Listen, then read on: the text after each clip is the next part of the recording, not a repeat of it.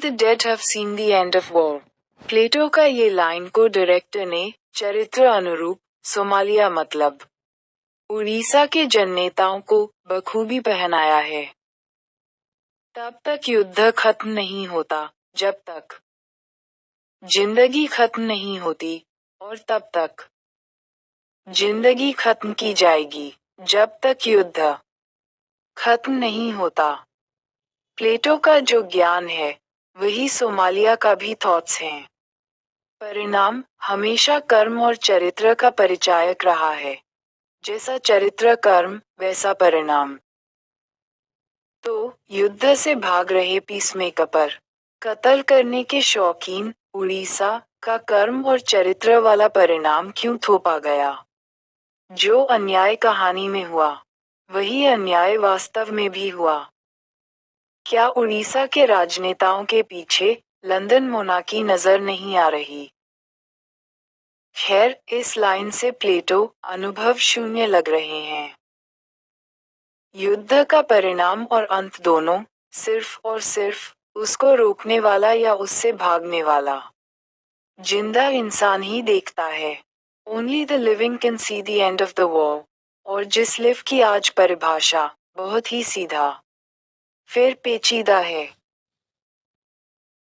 Ridley जहां Clinton नाम के डेमोक्रेसी को पीछे धकेलते हुए फिल्म बनाने आगे बढ़े, और जिसको बाद में नवीन की बहन और बहनोई सनी मेहता ने नॉफ पब्लिकेशन से प्रेसिडेंट इज मिसिंग किताब को पब्लिश करके 2001 के इस सच को स्वीकारा।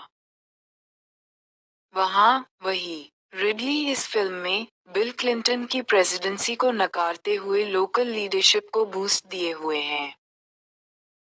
सब मिलकर इतना अर्थ निकलता है कि वर्ल्ड पर्पस में चलने वाले इस रिसर्च जोन का अमेरिका प्रेसिडेंट को थोड़ा साइड करके उड़ीसा सीएम नवीन और उसके लोगों को कब्जा दे दिया गया, और नवीन ने यहाँ उड़ीसा में अचानक से अपने सारे सीनियर नेताओं को सस्पेंड कर देने का फेमस कांड रचा। जैसे अंडरग्राउंड कर दिया था सबको, मतलब सारे नेता दिखावे के पावर से निकलकर इनविजिबल वर्क में लग गए।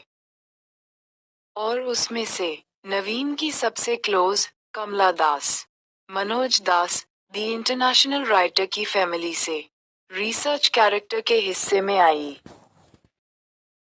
रिसर्च कैरेक्टर के परिवार में 4 लोग, पिता, माता, 2 लड़कियां। और रिसर्च वालों की मेहरबानी से पिता के सर पर अपने पूर्वजों की संपत्ति से बहिष्कार का दर्द लिख दिया गया था। और माता, जो कि एक छोटा नेता बन गई थी, के दिमाग में अपने मायके वालों के लिए मोहब्बत का एक न खत्म होने वाला जुनून। अपने मायके के लोगों को पति की प्रॉपर्टी पर बिठाने का सपना अभी अधूरा था, और 2 लड़कियों के पैदा होने के बेनिफिट्स अभी तक उसके भाइयों को मिले नहीं थे।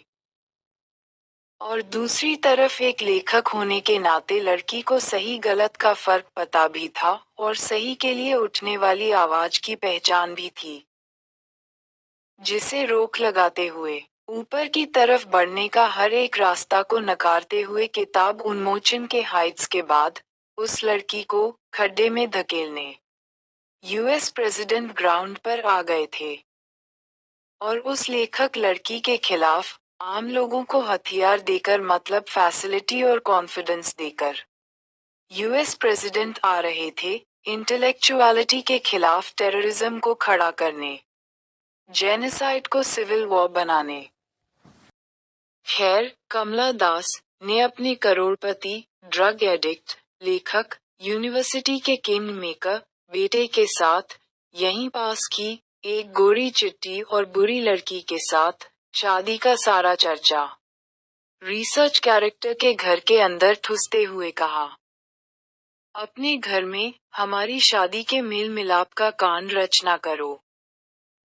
माताजी छोटी नेता थी, और अभी अपने मायके के जिद से आजाद भी नहीं हुई थी। उन्हें आगे बढ़ने का बड़ा शौक था, और उनके पास बड़े नेताओं के क्लोज होने का ये सुनहरा मौका सबने कहा, बाहर वालों को घर के अंदर मत लाओ। घर के लोगों ने कहा, अम्मा, तुम इस घर की हो। पर अम्मा जी ने कह दिया, नहीं, मैं एक नेता हूँ। पता नहीं, ये कैसी केमिस्ट्री थी, और क्या इक्वेशन बन रहा था। माहौल से खतरे की बू आ रही थी। पर एक शाम की ही तो बात थी। खतरा टल जाएगा कहीं आश्रय ले लें तो। थोड़ा मुंह फेर लें तो। इतनी प्राइवेसी तो मैं रख लूं अपनी। सोचकर रिसर्च कैरेक्टर भाग गई थी। पर अमेरिका वालों को भी घसीटना खूब आता है। अम्मा जी छुपी हुई जगह से खींच के ले आई थी कि उनकी इज्जत अफजाई में कमी ना रह जाए कोई। फिर अम्मा जी का प्रोफेशनल नीड है भाई। जिसके पास अपना एक ठीक ठाक घर नहीं था वह परिवार, उस बुरी लड़की का रिसर्च कैरेक्टर के घर के अंदर घुस चुका था। कोना कोना चप्पा चप्पा अपने नाम कर चुका था। सारी प्राइवेसी छीन के एक प्राइवेट घर को पब्लिक प्लेस बना चुका था। उस बुरी लड़की का एक कोठे वाली के ढंग में आंख मारने पर सारा गठजोड़ था रुका कमला के बेटे, यानी मनोज दास के भतीजे का। वहीं सब फिक्स हो गया। खैर, रिसर्च कैरेक्टर ने एक प्रणाम ही किया था, बस घर लौटकर। अगले दिन उसके नाम के पर्चे बंटने शुरू हो गए कि वह शादी तोड़ रही थी।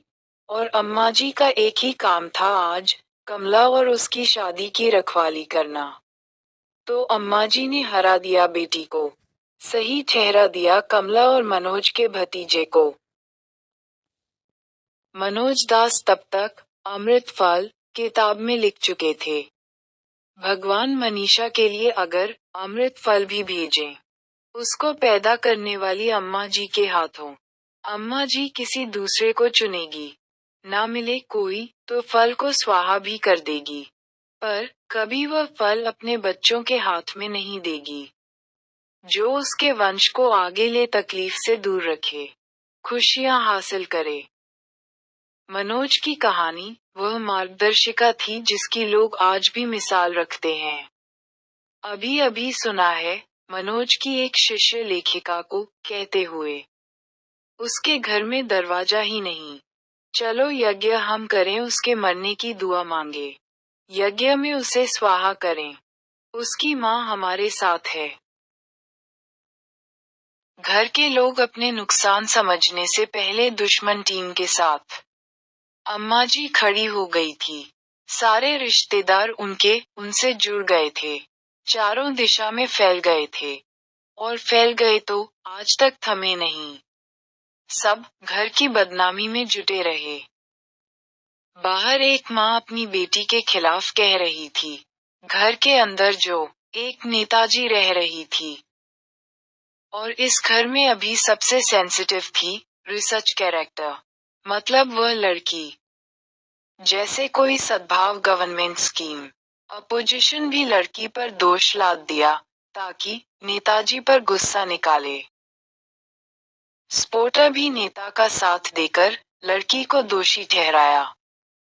नेता वह है जो समाज के हर हिस्से को अपने साथ ले, और इस मुद्दे में तो डेमोक्रेसी जैसे आदर्श रच रही थी।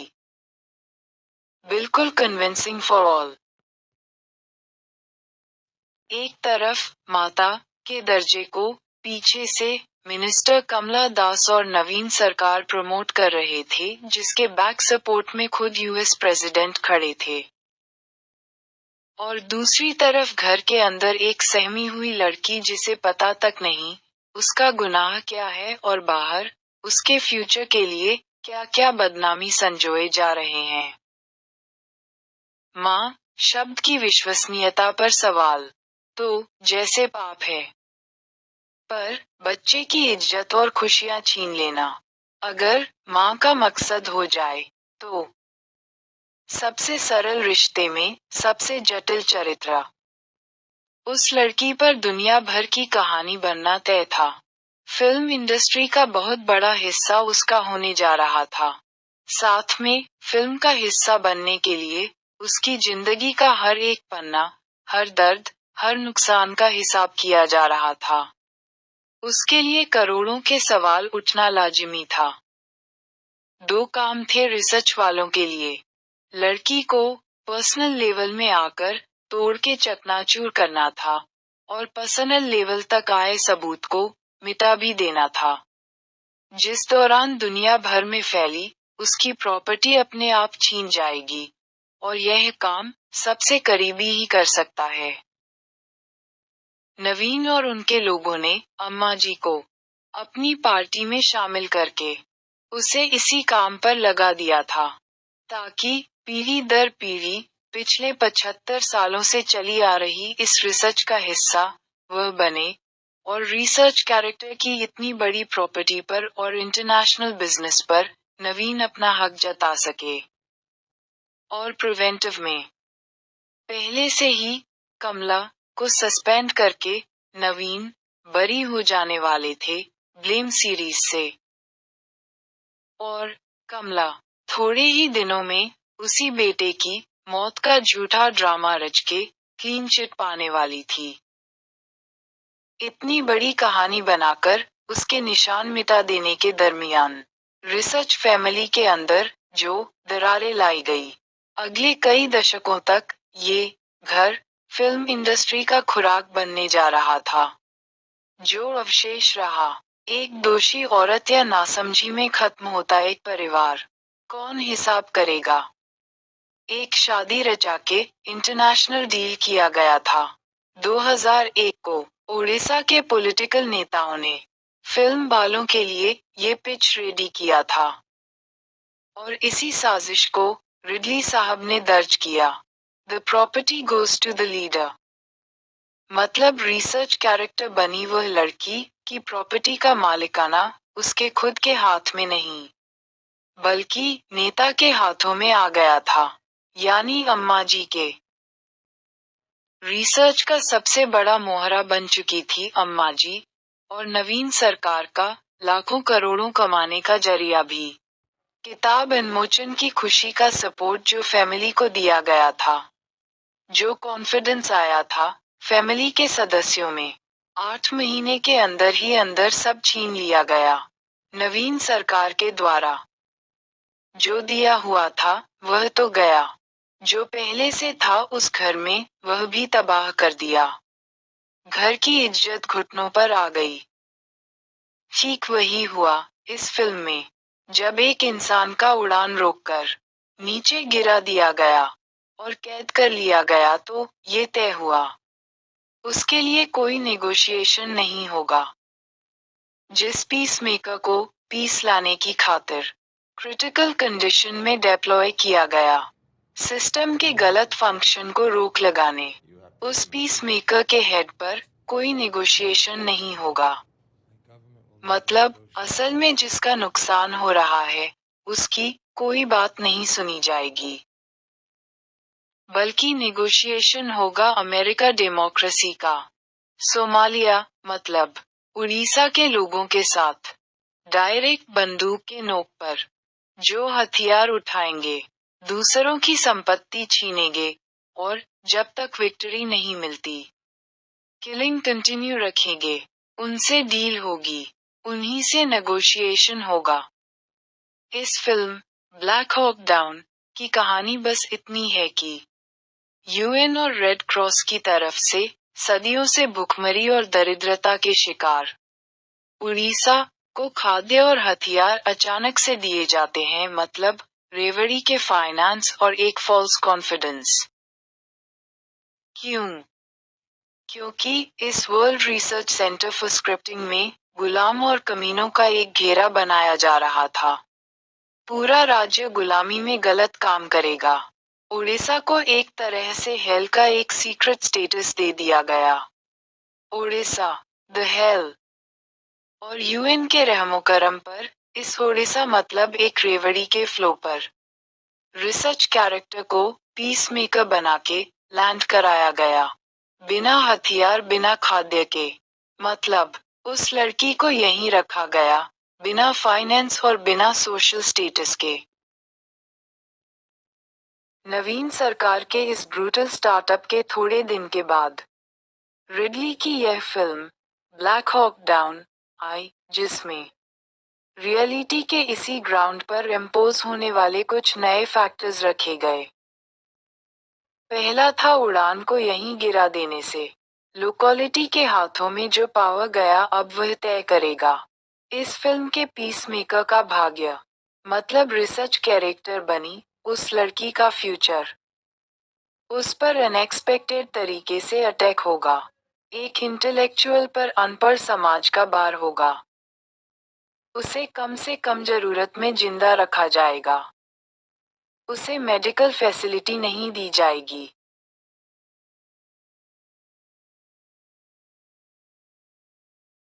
उसे दौड़ा दौड़ा के मजा लिया जाएगा उड़ीसा के आम लोगों के द्वारा। और लोकल के इस दरिंदगी का साथ देते यूएन खुद जानवर बनने को राजी होगा। दूसरा रहा पीसमेकर का डिफेंस। अटैक का तो उसे परमिशन नहीं, लोकल्स अटैक करेंगे। वह बस अपना बचाव करेगा। डिफेंस करते हुए हथियार उठाएगा। बचेगा जितना खुद को बचा पाएगा। युद्ध में फंसकर अपनों की नजरों से गिर जाने के दर्द से जूझेगा। that I fought well today. That I 4 बार अलग अलग जगहों से अबॉर्शन करा चुकी एक लड़की से इन्फीरियर और क्या हो सकता है। दुनिया भर की लड़कियों को अपनी पवित्रता पर शर्मिंदा कर देने वाली लंदन मोनार्की का इस गंदी लड़की को सही ठहराने का ये सच जितना छिपाने वाला था उतना सीना चौड़ा करके दहाड़ने वाला भी। जब कंपैरिजन में कमला ने मासूम सी रिसर्च कैरेक्टर के सामने एक ऐसी गंदी लड़की को खड़ा कर दिया तो रिसर्च कैरेक्टर की क्या हालत हुई होगी। क्या हसर होना था उसका। रिसर्च कैरेक्टर को इन्फीरियर, बदकिस्मत और कमजोर बना देने की दौड़ में उसके शरीर के रिप्रोडक्टिव ऑर्गन को काटकर फेंक देने के अलावा। तो ये कट इस फिल्म में हुआ। लंदन वालों ने बिना सर पैर के इस सच को ऐसे ही आंक दिया था। अगले 24 सालों तक तो हथियार दिखाकर डराने वाले इस जानवर को रिसर्च कैरेक्टर ने रोज देखा है। अम्मा जी कभी कभी याद दिलाती हैं, बुला दूं, उसके गांव वालों को रेप करके चले जाएंगे। तीसरा था अम्मा जी के इस पावरफुल परफॉर्मेंस से लंदन वालों को जो हिम्मत मिली है वही हिम्मत वह अम्मा जी को देना चाहते थे इस लव सॉन्ग के जरिए, जो यकीनन मिला भी था उसी घड़ी अम्मा जी को। बेटियों की जिंदगी का सौदा एक मां के साथ कर रही थी लंदन मोनार्की। इसका मतलब है कि उम्र जब बढ़ेगी बातें जब बदतर होंगी। तुम उम्मीद मत छोड़ना, बच्चों को कंट्रोल करते रहना, तभी तुम हमारी स्वीट हार्ट बनोगी, हमारी प्यारी स्वीट हार्ट। घर सुरक्षा नहीं देने वाला था। गणतंत्र के नाम पर लोग हथियार चलाने वाले थे। जख्म ना भरने वाले थे, ना गिने जाने वाले थे। उड़ के कहीं जाना तो सपनों में होता है खाली। कहीं भाग जाने का कोई फायदा नहीं था, क्योंकि जाना कहाँ है पता नहीं था, और इस नर्क से निकलने का कोई रास्ता नहीं था। होता होगा किसी दुनिया में जरूर, पर जहाँ एक माँ नर्क की रखवाली करे, उसके बच्चों को आगे जाना कहाँ था, और आगे लेता भी कौन। और उस अनकही दर्द के साए में एक हीरो पनपने वाला था। The hero from hello. इतना बड़ा हीरो कि 100 टुकड़े भी कर लो, वह हीरो ही रहेगा। हजारों लोग इस हीरो पीसमेकर के लाइन में खड़े हो गए थे, इस नर्क का स्पर्श लेकर, उस रिसर्च कैरेक्टर की अनुभूति लेकर। आने वाले समय में कोई वेनम, कोई हल्क, कोई फैंटास्टिक फोर, कोई अवेंजर्स बनने वाले थे। खैर, मॉनकी के फिल्म बनाने के इस जुनून में कर रहे इस क्राइम को यूएन और लोकल लीडर्स की गलती कह दिया गया। और उड़ीसा में नवीन ने कमला और उनके टीम को और कमला ने मेल मिलाप का एक स्वांग रचा के रिसर्च कैरेक्टर के अम्मा को गलत ठहरा दिया और रिसर्च कैरेक्टर की अम्मा ने सीधे रिसर्च कैरेक्टर को ही गलत कह दिया। लड़की गलत थी, लड़की सही थी। दोनों के बीच का द्वंद्व ही युद्ध था। युद्ध के एक पक्ष में हथियार उठाए हुए पूरा जन समुदाय और दूसरी तरफ भागने की फिराक में पीसमेकर। तो युद्ध कहाँ है? कहाँ है युद्ध? कोई सुने ना सुने, कोई जाने ना जाने। The war is here. Movement next to you.